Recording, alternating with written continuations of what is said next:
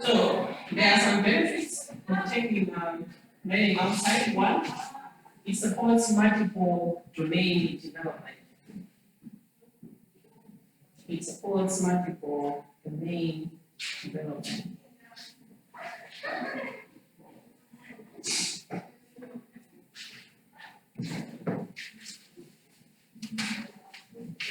Remember we said that, was it in this class where we were talking about brain development? Brain development. Okay. At 5 years, a child has got about 90% of the total adult brain. Meaning to say, the brain matter, the matter is there, but now the connections are not complete. The completeness of the connections are going to come with stimulation. If the brain is being put to work, it is going to eventually develop. So there is a place where there is a speech development. there is a part in the brain where it has got something or everything to do with speech, right? If you've got an accident, if you've been involved in an accident, and the part which involves in the speech or which controls the speech of the person has been damaged, that's where now you see people, someone who was able to speak properly, but then after the accident, they are no longer able to speak. Why? The part which is affected is the part which has got something, everything to do with speech. Meaning to say, the brain has got its own functions in different areas. These functions are supposed to be stimulated. The more you expose a child in different environments, the more you're going to put his brain at work. What the child doesn't know does not exist. It is not going to be there in the mind. Here is a child who has never been exposed to mathematics. So, imagine we have got a child growing 1, 2, 3, 4, 6, 10. We have just put him or her in an environment where no additions, no subtractions, no multiplications are happening. It's a world without mathematics. Is the brain going to come up with that? Can she just wake up one day and then know how to subtract 2 from 3? No, right? It has to develop in the head. But the part that is going to do with the numerical skills, it is there, but it's dormant. So my point is, when you take the child outside, you're going to put the brain at work. So every part of it is going to be involved. Maybe not every part of it, but most part of it is going to be involved through the activities that the child is going to be doing. So from the outside, they come inside the classroom. There are also different domains of the mind that are also going to be stimulated, that are not found outside. For example, creativity and problem-solving skills. This can happen inside and outside. Creativity and problem-solving skills. This is also another advantage of taking learning outside the classroom. When you're outside, you can come up with ways, you can be creative. Creativity and problem-solving skills.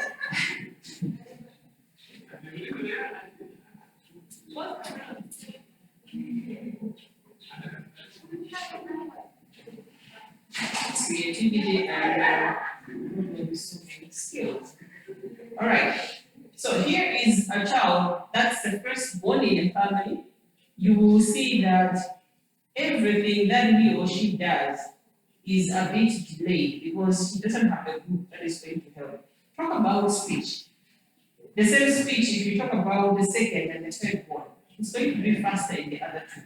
Why? Because the group is bigger. There is a lot of noise and learning is also taking place. So stimulation, as far as language development is concerned, is much better when there is a lot of people.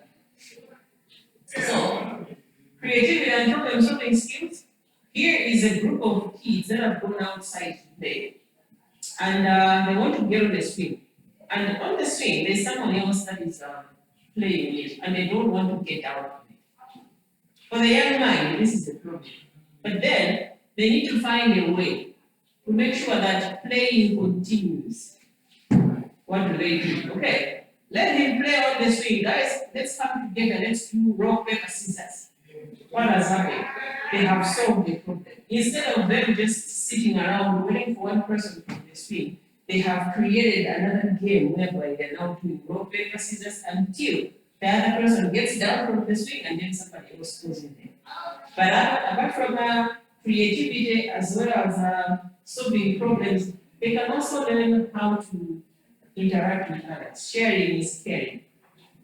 You share toys, you share food, you share even the equipment, the play equipment outside. That is also something that is developing in a person. So there is a cognitive development, there is also social development that is taking place. Another benefit of taking learning outside is that there is increased behavior. Increased behavior.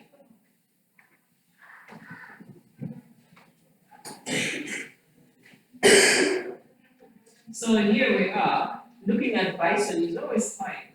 We take him outside, it's going to be a different person. Making noise and all, you're like, oh, okay. So this is how it is. So take the kids out, take learning out, and then you're going to see they've started relaxing and then doing other things that they can't do in a classroom. Remember, we say in a classroom there is supposed to be a tone that is supposed to be set. A classroom has to have a culture. So the culture that is in the classroom cannot be the same culture that's going to be outside. And another benefit is it improves social relations. It improves social relations. The kids are able to know, I can play with this one, I can't play with that one, and they put their own reasons. I can eat in my group with this one, and I cannot eat in my group with this one. Improving social relations. But again, it also reduces stress. Do kids have stress?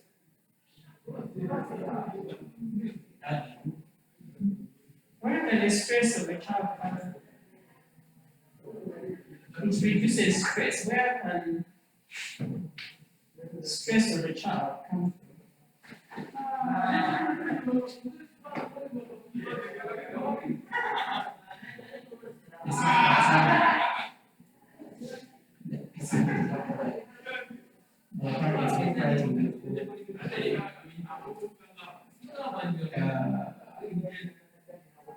You see that we are fighting in the home and then we see that my mother crying hard.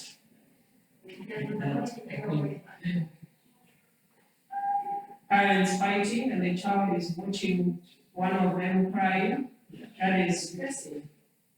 But at the same time, if the curriculum is also not addressing the needs of the child can also be stressed. So every time and again they are given an exercise, but she can't get it. So she feels like I'm a failure. The teacher stands in front, teaches, gives her an exercise, but she can't get anything. That's the reason enough. Sometimes stress can come because of, kids have got their own needs and wants. That's when you hear them, you go like, yeah, what are you talking about? What is this all about? So they want to go to school because they want to go to school in their pajamas. Today I want to go to school in my pajamas. And if you dress them otherwise, that whole day has been messed up. Here is a need of a child that hasn't been met. And that causes them to stress because the whole day they feel like I'm not looking good at all. But they want to go to school wearing pajamas. Okay, I'm not taking the kind of food that my friends take. This one always takes chocolates at school, but I'm always taking jiggies and enjoy. Those kind of things can also stress children. So when you take them outside, they kind of like run around and relax and forget about some of the little things that are important. So we are saying it is very easy to think that learning takes place inside, but a classroom is just one of the places where learning must take place. Learning takes place everywhere, and there are benefits of taking learning outside the classroom. All right, do we have any questions?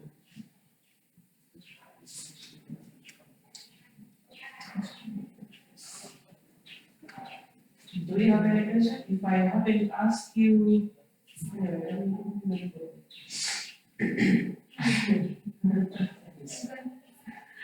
yeah, what I would simply encourage you is all the questions that I've been asking you along the journey, make sure you sit down.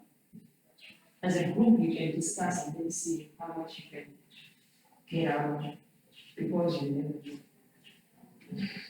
All the questions that I've been asking, I'm sure you've been taking it down, right? Yeah, so go through them and then see what happens. Okay, so we've talked about curriculum development, we've talked about implementing the curriculum, we have talked about the different models of curriculum.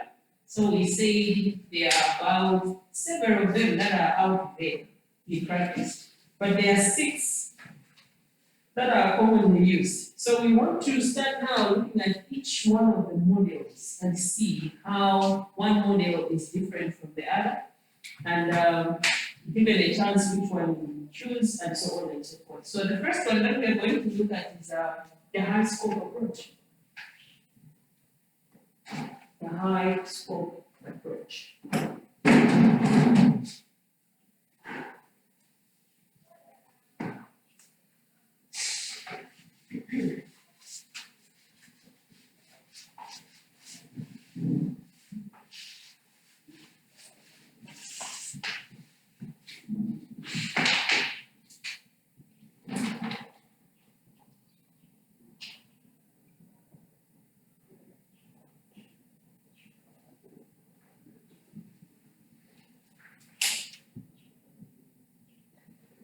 So what we are going to look at on this one, we're simply trying to understand the concept of the high scope approach. What is it all about? When we say high scope approach, what is the concept behind it?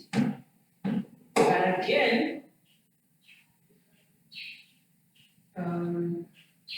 what is it? What are the basic concepts of the high scope approach? That's what we want to look at.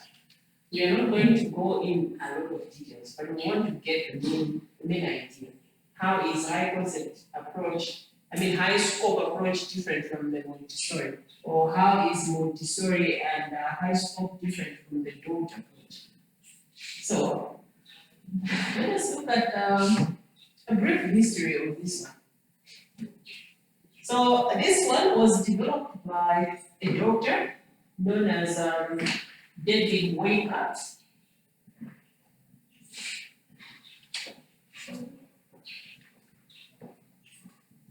In about 1970. This one was a Michigan educator. Valid.